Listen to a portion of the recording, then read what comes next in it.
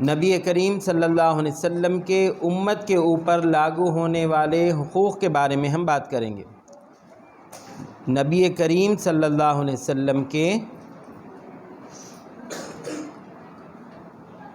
امت پر جو حقوق ہے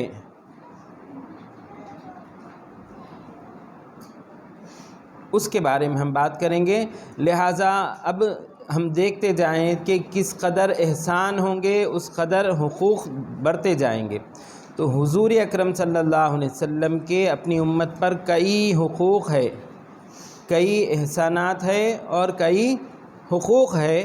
لہٰذا ان احسانات کو شمار کیا جائے، حقوق کو شمار کیا جائے تو بہت بڑی فہرست ہو جاتی ہے۔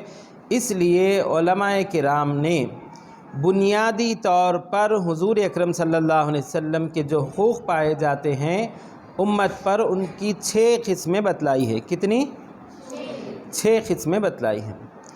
تو حضور اکرم صلی اللہ علیہ وسلم کے 6 قسم کے حقوق امت پر لاگو ہوں گے۔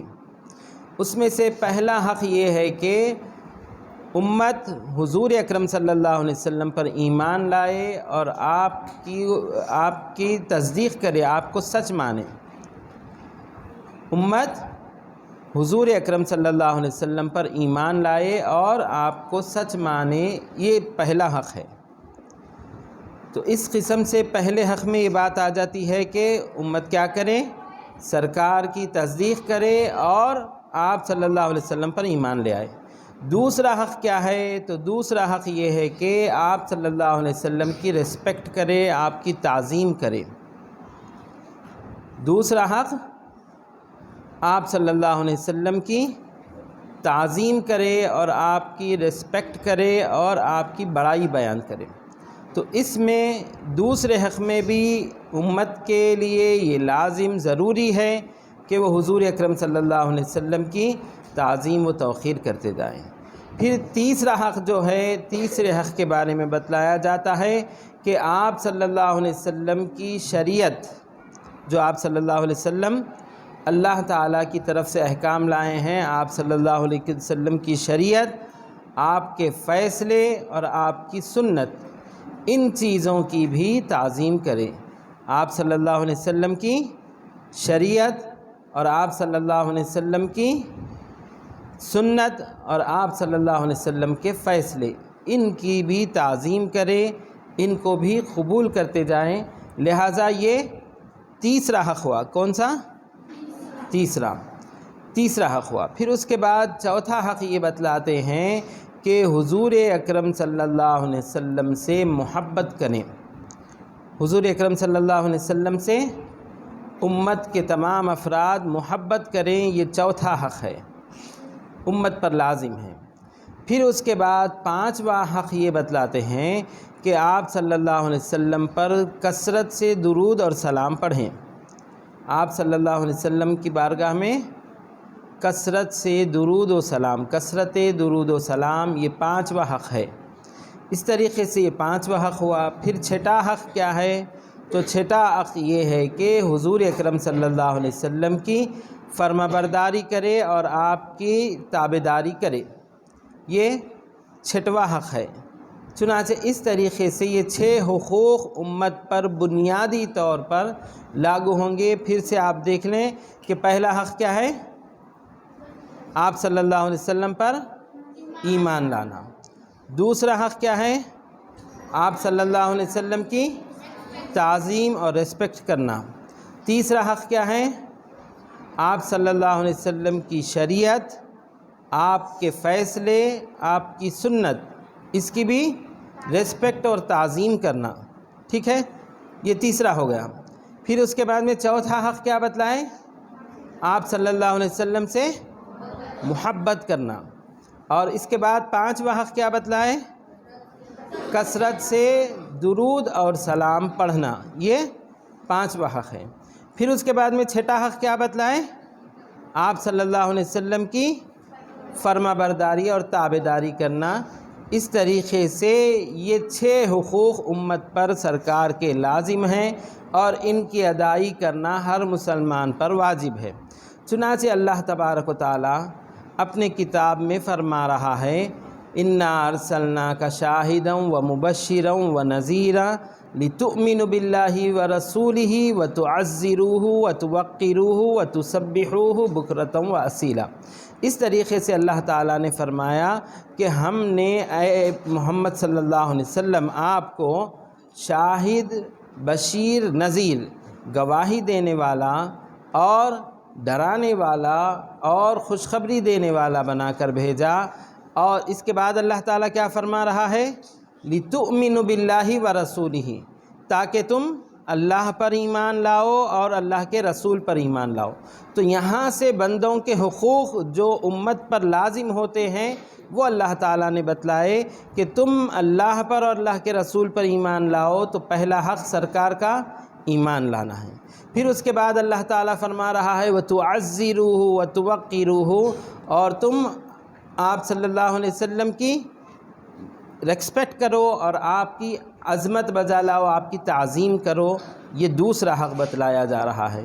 फिर अल्लाह तबारक व तआला मज़ीद इसके बाद ये भी बतलाया है कि अल्लाह ताला ने जो नूर हुज़ूर अकरम सल्लल्लाहु अलैहि वसल्लम के साथ भेजा उस नूर की भी ताबेदारी करें। तो वो शरीयत भी है, वो कुरान भी है और सरकार के फ़ैसले भी हैं, सरकार की सुन्नत भी है। तो इसकी भी ताज़ीम करना, इसकी भी रिस्पेक्ट करना लाजिम ज़रूरी है। तो अब पहला मरहला तो ये रहा कि हुज़ूर अकरम सल्लल्लाहु अलैहि वसल्लम पर ईमान लाना। ईमान लाना कहते हैं किसी बात को तस्लीम करना, सच मानना, ये ईमान लाना है।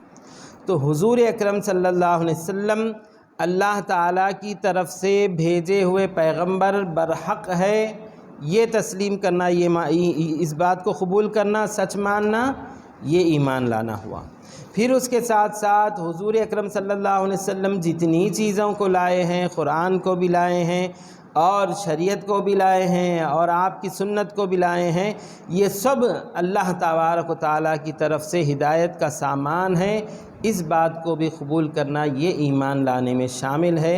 चुनाचे जहाँ पर हम देखते हैं कि काफिरान मक्का, मक्के के काफिर सरकार के ऐलान नबूवत के बाद इनकार किए और सरकार की फरमाबरदारी करने वाले, ताबेदारी करने वाले आप पर ईमान लाए और उसके बाद ईमान लाने का सिलसिला चल पड़ा। लिहाजा सबसे पहला हक़ सरकार पर ईमान लाना है। आप जो कुछ लाए हैं वो अल्लाह ताला की तरफ से है, सच है, इस बात को तस्लीम करना। दूसरा हक़ ये है कि आप सल्लल्लाहु अलैहि वसल्लम की ताज़ीम व तौक़ीर करना, इस तौर पर कि अल्लाह तबारक व तआला ने हुज़ूर अकरम सल्लल्लाहु अलैहि वसल्लम का दर्जा बहुत बड़ा बुलंद रखा है और आप सल्लल्लाहु अलैहि वसल्लम को इस दुनिया के लिए भी रोशनी रखा और आखिरत में भी आप हिदायत देने वाले और रोशनी दिखाने वाले और अपनी उम्मत की रहबरी करने वाले हैं। इस तरीक़े से आप सल्लल्लाहु अलैहि वसल्लम के एहसानात इस दुनिया में ये है कि आपके दर्जे को अल्लाह ताला ने बुलंद किया और अल्लाह ताला ख़ुद फरमाता है व रफ़अना लका ज़िक्रक, हमने आपके लिए आपके ज़िक्र को बुलंद किया। तो इस तरीक़े से अल्लाह ताला ने आप सल्लल्लाहु अलैहि वसल्लम के अंदर ऐसी ऐसी खूबियाँ रखी कि जिसकी वजह से आप सल्लल्लाहु अलैहि वसल्लम की ताज़ीम व तौक़ीर करना लाजिम है। अब ताज़ीम व तौक़ीर करने में क्या बात शामिल हाल है, तो अल्लाह ताला ख़ुद फरमाता है ला तजअलू दुआ रसूली का दुआई बाज़िकुम बाज़ा। हुज़ूर अकरम सल्लल्लाहु अलैहि वसल्लम को जैसा तुम आपस में एक दूसरे को नाम लेकर पुकारते हो वैसा न पुकारो, ऐसा पुकारने की तर्ज़ को न इख्तियार करो, ये सरकार की ताज़ीम में है।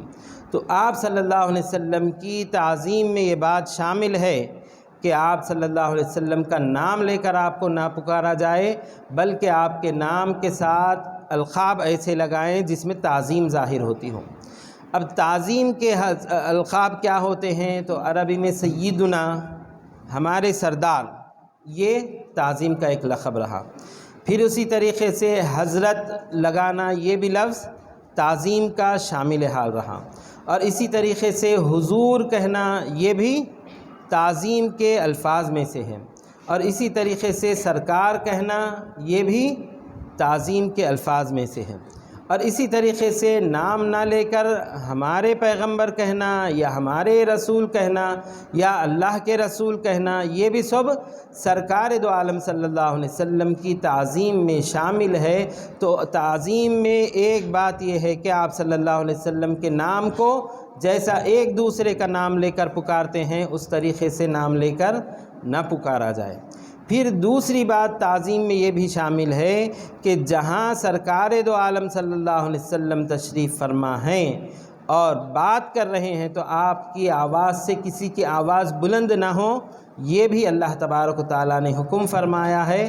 لہٰذا سرکار کی آواز سے بلند آواز میں بات نہیں کرنا، یہ بھی آپ صلی اللہ علیہ وسلم کی تعظیم میں ہے، چونکہ اللہ تعالیٰ خود فرمایا لا ترفعوا اصواتکم فوق صوت النبی ولا تجہروا لہ کجہر بعضکم بعضا، اور تم کیا کرو، سرکار دو عالم صلی اللہ علیہ وسلم کی آواز پر اپنی آواز کو بلند نہ کرو، یہ اللہ تعالیٰ نے فرمایا۔ تو تعظیم میں یہ بھی شامل ہے کہ حضور اکرم صلی اللہ علیہ وسلم کی آواز سے بلند آواز نہ کی جائے، اور یہ بھی شامل ہے کہ آپ صلی اللہ علیہ وسلم کی بارگاہ میں بلند آواز سے نہ چیخا جائے جو برا سمجھا جاتا ہے۔ چنانچہ اس طریقے سے اللہ تبارک و تعالیٰ نے اس کی عظمت کی تعظیم کی حکم بھی دیا ہے اور پھر یہ طریقہ بھی بتلایا ہے۔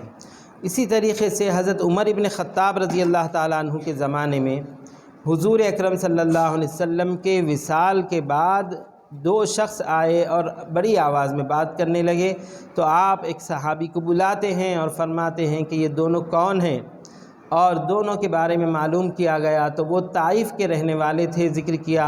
تو حضرت عمر ابن خطاب رضی اللہ تعالیٰ عنہ نے فرمایا کہ اگر یہ لوگ یہاں کے ہوتے تو میں ان کو سزا دے کر ادب سکھاتا کہ یہ مسجد نبوی صلی اللہ علیہ وسلم سرکار کی مسجد ہے، یہاں پر آواز بلند نہ کی جائے۔ اس طریقے سے سرکار کی وفات کے بعد بھی آپ کی بارگاہ میں آواز بلند کرنے سے منع کیا گیا، یہ بھی حضور اکرم صلی اللہ علیہ وسلم کی تعظیم اور توقیر میں سے ہے۔ پھر اس کے ساتھ ساتھ یہ بھی ہے کہ سرکار دو عالم صلی اللہ علیہ وسلم کا نام آتا ہے تو اس کے ساتھ سرکار پر درود پڑھنا، یہ بھی آپ صلی اللہ علیہ وسلم کی تعظیم میں ہے۔ جہاں بھی بندہ نام لے لے تو یہ کہے کہ محمد صلی اللہ علیہ وسلم، یہ کہہ لینا اس کے لیے یہ بھی تعظیم کے جملے ہیں۔ تو سرکار کے نام کے آگے بھی تعظیم کے جملے لگائے جاتے ہیں، اور سرکار کے بعد میں بھی درود پڑھنا آپ کے نام کے بعد، یہ بھی آپ صلی اللہ علیہ وسلم کی تعظیم میں ہے۔ اسی طریقے سے حضور اکرم صلی اللہ علیہ وسلم کی بارگاہ میں رہنے والے صحابہ نے یہ سیرت میں بیان کیا کہ ہم حضور اکرم صلی اللہ علیہ وسلم کی بارگاہ میں بیٹھتے تو ایسے بیٹھتے کہ گویا ہمارے سروں کے اوپر پرندے بیٹھے ہوئے ہیں، اگر ہم سر ہلائے تو پرندہ ہمارے سر سے اڑ جاتا ہے۔ اس طریقے سے بالکل سائلنس ہو کر بالکل خاموشی کے ساتھ، ادب کے ساتھ سرکار کی بارگاہ میں بیٹھتے، اپنے سر ہلانے کو بھی صحابہ گوارا نہ کرتے تھے۔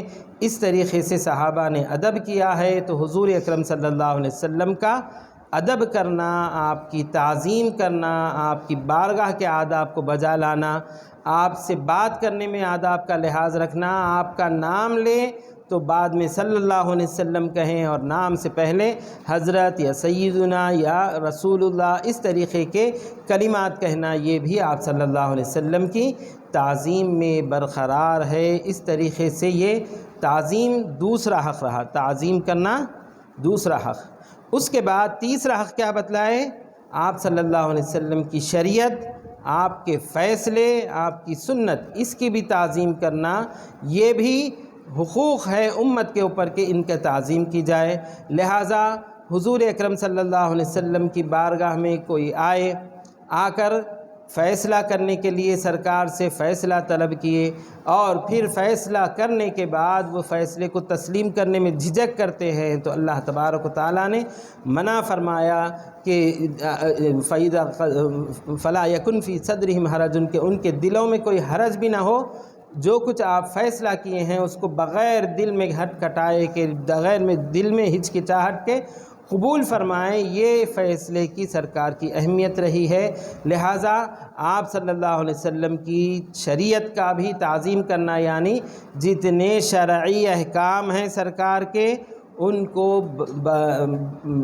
اپنا سر جھکاتے ہوئے تسلیم کرنا، قبول کرنا کہ یہ سرکار کی شریعت ہے، یہ شریعت کی تعظیم ہے۔ اگر کوئی شخص شریعت کے احکام کا مذاق اڑائے اور اس کے ذریعے سے مذاق کرتا جائے تو اس کے ایمان سے نکل جانے کی علامت ہوگی۔ لہٰذا سرکار کی شریعت کی تعظیم اس قدر لازم۔ اور اسی طریقے سے حضور اکرم صلی اللہ علیہ وسلم کے فیصلہ کرنے کے بعد ایک صاحب ایسی کیے کہ وہ ایک یہودی اور ایک مسلمان، دو حضرات آئے اور آ کر سرکار کے پاس فیصلہ طلب کیے۔ کرنے کے بعد وہ شخص کہنے لگا کہ میں حضرت ابوبکر صدیق رضی اللہ تعالیٰ عنہ کے پاس جا کر فیصلہ کروں گا۔ چنانچہ سرکار کے فیصلہ کرنے کے بعد وہ مسلمان ہونے کا اعتراف کرتے ہوئے سرکار کے فیصلے کو تسلیم نہیں کیا تو حضرت عمر رضی اللہ تعالیٰ عنہ اس کے سر کو قلم کر کے بتلائے کہ جو سرکار کے فیصلے کو قبول نہیں کرتا اس کے لیے یہ حکم ہوگا کہ وہ قابل گردن زدنی آپ صلی اللہ علیہ وسلم کی بارگاہ میں قرار پائے گا۔ لہٰذا اس طریقے سے سرکار کے فیصلے کو نہ ماننا بھی آپ کی تعظیم اور آپ کے فیصلے کی تعظیم نہ کرنا یہ بھی موجب ہلاکت جرم قرار پایا۔ اور اسی طریقے سے حضور اکرم صلی اللہ علیہ وسلم کی تمام سنتوں کی بھی تعظیم کرنا ہے کہ سرکار کا یہ طرز زندگی رہا ہے، سرکار کی یہ سنت رہی ہے، کھانے کا یہ طریقہ رہا ہے، چلنے کا یہ طریقہ رہا ہے اور زندگی گزارنے کا یہ طرز رہا ہے، اس کو بھی تعظیم کے ساتھ سرکار کی سیرت ہے تسلیم کرنا ہوگا۔ اگر کوئی اس کا انکار کرتا ہے یا سرکار کی کسی ثابت شدہ سنت کی توہین کرتا ہے تو وہ بھی ایمان سے خارج ہو جانے والا ہو جاتا ہے۔ اس طور پر حضور اکرم صلی اللہ علیہ وسلم سے وابستہ آپ کی شریعت، آپ کے فیصلے اور آپ کی سنت کی تعظیم کرنا یہ بھی امت کے حقوق میں سے ہے کہ امت ان چیزوں کو ادا کرے۔ چنانچہ ان کی یہ تمام امور کی نظیر مثالیں ہیں اور اس کے خلاف فیصلے بھی ہوئے ہیں کہ سرکار کی شریعت کی ہتک کرنے والے بھی کافر قرار پائے اور سرکار کے فیصلے کو نہ قبول کرنے والے بھی کافر قرار پائے اور آپ کی سنت کی توہین کرنے والے بھی کافر قرار پائے۔ ان چیزوں کی تعظیم و توقیر کرنا یہ بھی لازم ہے۔ پھر اس کے بعد چوتھا حق کیا ہے بتائیں؟ سرکار دو عالم صلی اللہ علیہ وسلم سے محبت کرنا، یہ چوتھا حق بتائے۔ محبت کرنا سرکار دو عالم صلی اللہ علیہ وسلم سے، یہ چوتھا حق بتائے۔ اب اس میں محبت کا معیار کیا ہو؟ چونکہ آدمی انسان ہونے کی حیثیت سے اس کے اندر ایک محبت کا معیار پایا جاتا ہے اور وہ چاہتا ہے، محبت کرتا ہے، مگر جہاں محبت کی باری آتی ہے مسلمان ہونے کی حیثیت سے، امتی ہونے کی حیثیت سے، تو سب سے زیادہ وہ حضور اکرم صلی اللہ علیہ وسلم کو محبوب جانے، آپ صلی اللہ علیہ وسلم سے محبت کریں۔ یہ مسلمان کی لازمی زندگی کا حصہ بھی ہے اور اس کے حقوق میں سے بھی ہے کہ سب سے زیادہ وہ کس سے محبت کریں؟ حضور اکرم صلی اللہ علیہ وسلم سے محبت کریں۔ چنانچہ اسی طریقے سے حضور اکرم صلی اللہ علیہ وسلم کی بارگاہ میں حضرت عمر ابن خطاب رضی اللہ تعالیٰ عنہ ایک مرتبہ تشریف لائے اور لا کر کہنے لگے کہ سرکار، میں اپنی نفس کے علاوہ سب سے زیادہ آپ کو چاہتا ہوں، آپ کو محبوب رکھتا ہوں، آپ کو پسند کرتا ہوں۔ چنانچہ یہ الفاظ کہنے تھے کہ سرکار دو عالم صلی اللہ علیہ وسلم نے فرمایا، لا یؤمن احدکم حتی اکون احب الیہ من والدہ وولدہ والناس اجمعین، اور ومن نفسہ بھی فرمائے کہ تم میں سے کوئی شخص کامل ایمان والا نہیں ہو سکتا جب تک کہ میں اس کے پاس اس کے باپ، اس کی اولاد اور تمام لوگوں اور اس کی جان سے زیادہ محبوب تر نہ ہوں۔ یہ سرکار نے ارشاد فرمایا تو حضرت عمر ابن خطاب رضی اللہ تعالیٰ عنہ فوراً ارشاد فرماتے ہیں کہ سرکار، میں آپ کو اپنی جان سے بھی زیادہ چاہتا ہوں۔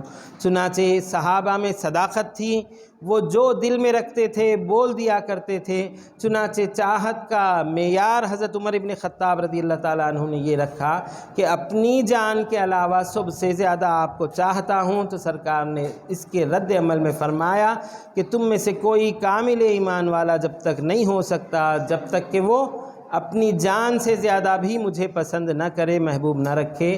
اس کے بعد حضرت عمر ابن خطاب رضی اللہ تعالیٰ عنہ فوراً ارشاد فرماتے ہیں کہ میں اپنی جان سے زیادہ بھی آپ کو محبوب رکھتا ہوں۔ اس طریقے سے حضور اکرم صلی اللہ علیہ وسلم سے محبت رکھیں، اور کس معیار کی رکھیں؟ اپنے ماں باپ سے بھی، اپنے اولاد سے بھی، اور تمام دنیاوی مال، تمام دنیاوی لوگوں سے، بلکہ اپنی جان سے بھی زیادہ حضور اکرم صلی اللہ علیہ وسلم کو محبوب رکھیں۔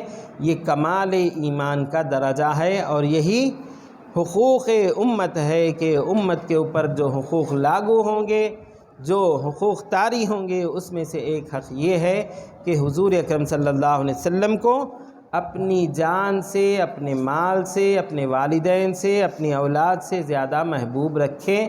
یہ چونکہ حضور اکرم صلی اللہ علیہ وسلم کی ذات کو اللہ تعالیٰ نے اس طرح کی خوبیوں کا مظہر بنا کر رکھا کہ آپ کی سیرت پڑھنے والا آپ کی چاہت کو اپنے دل میں پالتا ہے، آپ کے بارے میں معلوم کرنے والا آپ کی چاہت کو اپنے دل میں معلوم کرتا ہے، اور آپ کی محبت کو اس قدر اللہ تعالیٰ نے عام رکھا کہ تمام دنیا کے ذرے ذروں پر آپ کی محبت کا بھی احسان ہے، ان کی خلقت میں آپ کا احسان ہے۔